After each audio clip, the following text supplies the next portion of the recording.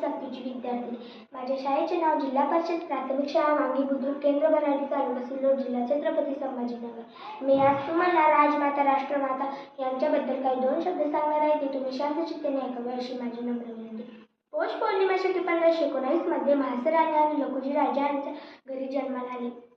तेव्हा दारादारामध्ये रांगोळ्या काढल्या, तोरण लावली गेली, हत्तीवरून साखर वाटण्यात आले आणि आमचे नाव जिजा ठेवलं। जिजा म्हणजेच काय, तर जिजा म्हणजे जय आणि विजय।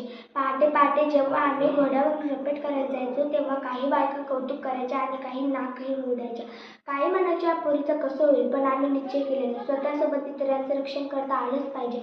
शहाजी राजा आणि आमचं लग्न झालं। आमच्या मनात स्वातंत्र्याची पहाट होऊ लागली। आमच्या पोटामध्ये अंकुर वाढू लागले होते। आम्हाला विलक्षण डोळे लागले होते।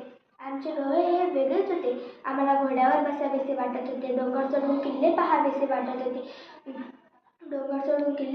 वाटत होते, धनुष्यबाण, भाला, तलवार आदी घेऊन चिलखत चढवून लढाया करावेसे वाटत होते। कोणत्याही जाती धर्माचा द्वेष करायचा नाही आणि कुठल्याही जाती धर्माच्या आहारीही जायचं नाही।